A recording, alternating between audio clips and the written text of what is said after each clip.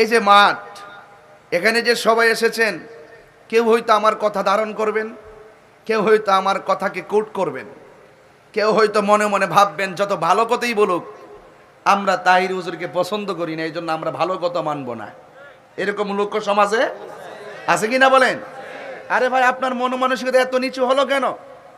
আরে একটা রিক্সাওয়ালাও যদি হক কথা বলে তার কথা মানতে আমরা বাধ্য। কথা বলেন ঠিক না বেঠে?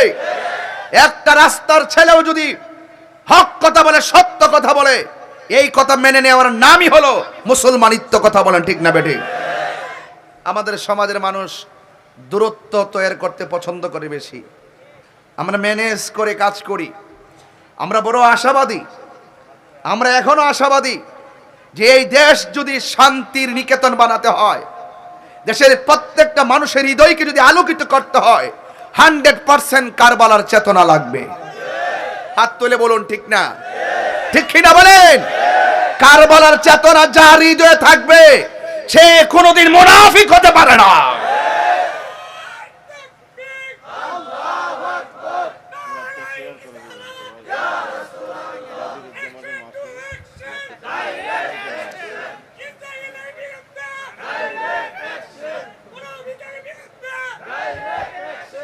আমার ভাইয়েরা,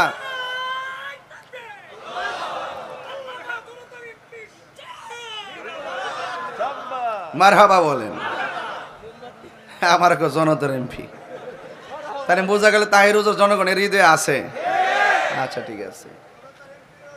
সংসদের ভিতরে যারা কথা বলেন তো তারা কথা বলছেনই, তবে আমরা থাকলে আর একটু ভালো করে সত্য কথা বলতে পারতাম। কিছু মুখোশধারী লোকও সেখানে আছে। আমার ভাইয়েরা, আমরা কি এজিদি না হুসাইনি? এই আওয়াজগুলো বড় করে বলবেন, খুব প্রাসঙ্গিক আওয়াজ। বলে আমরা কি এজিদি না হুসাইনি? হুসাইনিরা কি সত্য বলতে ভয় পায়? ইমামে আলী মুকাম ইমাম হুসাইন রাদিয়াল্লাহু তাআলা আনহু গায়ের ভিতরে অসংখ্য আঘাত নিয়েও তিনি নামাজ পড়েছেন। কেন পড়েছেন? একটা মাত্র কারণে পড়েছেন। ওই ময়দানে মুনাফিকরা নামাজ পড়েছে, ইমামে আলী মুকামও নামাজ পড়েছে।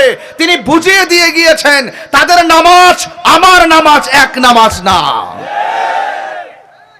ঠিক না বেটি? এই জন্য আপনারা সতর্ক থাকবেন। মুহররমের মাস আসতেছে। এই মুহররমের মাস আমাদের প্রেমিকদের জন্য একটি চেতনার মাস। কথা কি সঠিক? কথা কি সঠিক? কেমন চেতনা? এই চেতনার তাৎপর্য কি? তাৎপর্য হলো যা আল হাক্কু ওয়া যাহাকাল বাতিল ইন্নাল বাতিলা কানা সাহুকা।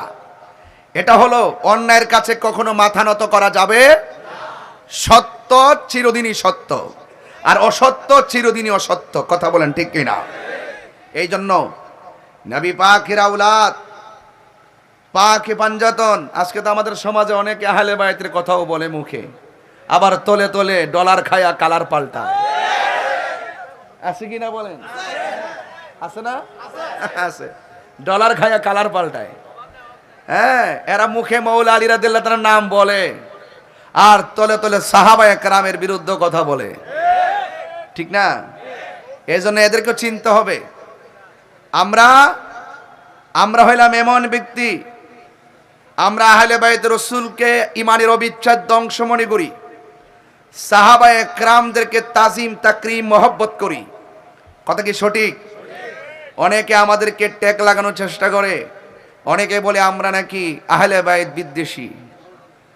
জুতাটা খুললা সাফাত বাড়ি মারণ লাগেনি? ইউটিউবে কয় আর কি, সামনে আইসা কয় না। সারা জীবন কারবালার ওয়াজ করলাম, সারা জীবনই হাসান হুসাইনের শান গাইলাম, আর এখন তারা আহলে বাইতের মোহব্বতের নেম প্লেট মুখের ভিতরে লাগাইয়া শিয়াদের কাছ থেকে ডলার খাইতেছে। এমন লোকও কিন্তু এলাকাতে আছে। আবার কিন্তু ফিরসাব নাম কিন্তু সুন্নিও কয়। নাম কি কয়? সুন্নি কয়। শিয়া কখনো সুন্নি হতে পারে না। কথা কি সঠিক বলতেছি? আমরা খারিজিও না, আমরা শিয়াও না, আমরা হলো আহলুস সুন্নাত ওয়াল জামাত, আহলে বাইতের মহব্বত। আজকে ওয়াজ শুরু করছি কারবালা দিয়া। কি দিয়া?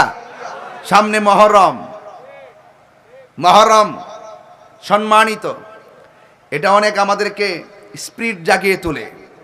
আমার তো মনে হয় বাদর গ্রামে যেই মানুষগুলো আসছেন, আজকে কারবালার ঘটনা যদি কোনো ইহুদিরে ঘটাইতো, কারবালার ঘটনা যদি কোনো খ্রিস্টানরা ঘটাইতো, মনটার মধ্যে বুঝ দিতাম কারবালার ঘটনা ঘটাইছে কে? দাড়িওয়ালা টুপিওয়ালা নামদারি মুসলমান মুনাফিকরা। কথা বলেন ঠিক কিনা? তা আমাদের সমাজে মনে এমন নামদারি মুসলমান নাই কি? আসেনি? দেখতে পুরা আল্লাহর, দেখতে পুরা আল্লাহর, হাকিকতে শয়তান, হাকিকতে শয়তান। এই জন্য যেহেতু দুনিয়া ছেড়ে চলে যেতে হবে, জানের মায়া তো করে লাভ নাই, আমরা একটু ইমানের মায়া করব, ইমানটা যেন নিয়ে মরতে পারি। কথা কোন ঠিক না বেঠিক? এই জন্য আহলে বাইত আমাদের মাথার তাজ, এতে কোনো সন্দেহ নাই। এই জন্য রাসূল করিম সাল্লাল্লাহু আলাইহি সাল্লাম বলেছেন যে আহলে বাইত হলো নূহ নবীর কিস্তির মতো। কার মতো? নূহ নবীর কিস্তির মতো। নূহ নবীকে যারা মেনেছেন তারা কিস্তির মধ্যে উঠেছেন, বেঁচে গিয়েছেন। আর যারা নূহ নবীকে মানে নাই, তারা কিস্তিতে উঠে নাই, তারা প্লাবনের মধ্যে ডুবে মারা গেছে। আর আমার আহলে বায়াত হলো নূহ নবীর কিস্তির মতো। তাদের মহব্বত যার অন্তরে থাকবে, পৃথিবীর কোনো বাতিল নামক অপশক্তি তার ঈমানকে লুণ্ঠন করতে পারবে না। বুঝতে পেরেছেন? এই জন্য আপনাদের সকলকে আমি সতর্ক করছি, প্রথম যে এমন একটা জামানার মধ্যে আসছি, এই জামানাতে যত বাটফারি করা যায় সমাজে তার মূল্য বেশি। কথা কি সঠিক কিনা? যত চিটিং করতে পারবে, যত লেবাস ধরতে পারবে, যত বাপ শব্দের কথা বলতে পারবে, এদের মূল্য আবার সমাজে অনেক বেশি। আমরা সমাজের মূল্য আমরা চাই না, আমরা চাই শুধুমাত্র রসুলের কাছে, আহলে বাইতের কাছে আমরা যদি একটু মুখটা দেখাইতে পারি, এটি আমাদের জন্য অনেক কিছু। কথা বলেন ঠিক কিনা?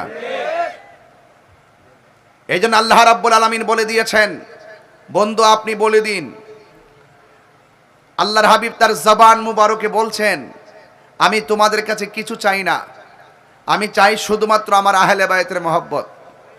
রাসূলুল্লাহকে পাথর দিয়ে আঘাত করেছে, রাসূলুল্লাহর পিঠ মুবারক রক্ত দিয়ে লাল করে ফেলেছে, পাথরের মধ্যে হেলান দিয়ে রাসূল বসেছেন। জিবরাইল সাল্লাম এসে নবীজিকে বলেছেন, ইয়া রাসূলুল্লাহ শুধু একবার বলেন, তায়েফের পাথরগুলো উঠিয়ে কাফেরদেরকে মাটির সঙ্গে মিশিয়ে দিব। আল্লাহর হাবিব তিনি অভিশাপ দেন নাই। রাসূল বলছেন, আমাকে অনেক কষ্ট দিয়েছে, দিনের কল্যাণে কাজ করতে গিয়ে আমি অনেক রক্ত জড়িয়েছি, এর বিনিময়ে আমি তোমাদের কাছে কিছু চাই না, আমি চাই শুধুমাত্র তোমাদের কাছে আহলে বাইতের মহব্বত। এই আহলে বাইতের মহব্বত ঈমান। আহলে বাইতের মহব্বত বলেন ঈমান। আহলে বাইতের মহব্বত ঈমান। এই ঈমানটা ধরে রাখতে পারলে জীবনটা দাম আছে। এক সাহাবী আমার নবীরে প্রশ্ন করেন, ইয়া রাসূলুল্লাহ আপনাকে কিভাবে সালাম দিব আমরা জানি, কিন্তু নামাজের ভিতরে আপনার উপরে দুরূদ শরীফ পড়ব কিভাবে? আল্লাহর হাবিব বললেন, আল্লাহুম্মা সাল্লি আলা মুহাম্মদ ওয়া আলা আলি মুহাম্মদ। তোমরা আমার উপরে দুরূদ পড়বে এবং ওয়া আলা আলে মুহাম্মদ, আলে মুহাম্মদ মানে আহলে বাইত, আমার আহলে বাইতের উপরে দুরূদ শরীফ পড়বে। চিৎকার মেরে বলেন সুবহানাল্লাহ। তো আপনি মনে মনে অনুধাবন করে দেখুন তাদের অবস্থানটা কি। আরেকটু ভেঙ্গে দিচ্ছি এই প্রজন্মের জন্য। জান্নাত 8টা, যেরকম জান্নাত কয়টা? এই 8টা জান্নাতের প্রত্যেকটা গেইটে গেইটে আহলে বাইত আছে না নাই? মৌলা আলী রাদিয়াল্লাহু তাআলা আছে না নাই? মা ফাতেমা জোহরা রাদিয়াল্লাহু তাআলা আনহা আছে না নাই? হাসান হুসাইন আছে না নাই? তাহলে আল্লাহ হলো জান্নাতের খালেক। আল্লাহ কি? আল্লাহ হলো জান্নাতের খালেক, আর আমার নবী হলো জান্নাতের মালিক। আমার নবী কি? জান্নাতের মালিক। এবং ওই পাক পাঞ্জাতনের 5 জন জান্নাতের চাবি নিয়ে গেটে গেটে দাঁড়ায় থাকবে। আর এই দুনিয়ার ভিতরে মোল্লাগিরি করো, মুন্সিগিরি করো, জীবনে মুখের ভিতরে আহলে বাইতের আলোচনা শুনি না, পাঞ্জাতনের ওয়াজ শুনি না, কারবালার আওয়াজ শুনি না। আমরা যখন এই ওয়াজগুলো করি আমাদেরকে ফতোয়াজি করে অনেকেই।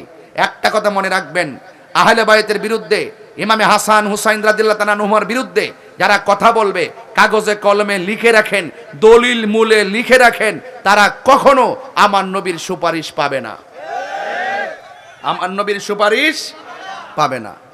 আর আমল কম হতে পারে, জীর্ণ শীর্ণ হতে পারেন, ইমানটা তাজা আছে, দেখবেন আপনি হাসরের মাঠে মূল্যবান মূল্যায়ন পাবেন। আমাদের দেশে তো কিছু লোক আছে, একটা তো আছে আধা পাতলা, আমির হামজা নামে একজন, এত এটা আধা পাতলা, এটা মেন্টাল হয়ে গেছে কেন? এইটা যে কি কয় কি না হ্যাঁ নিজেই জানে না। এ বলতেছে আমার নবী নাকি কোনো উপকারই করতে পারবে না। আচ্ছা, এই কথা যেই ব্যক্তি কয় এর কি কোনো এলেম আছে? হ্যাঁ, এলেম নাই। এই জন্য এদেরকে বলি এখনো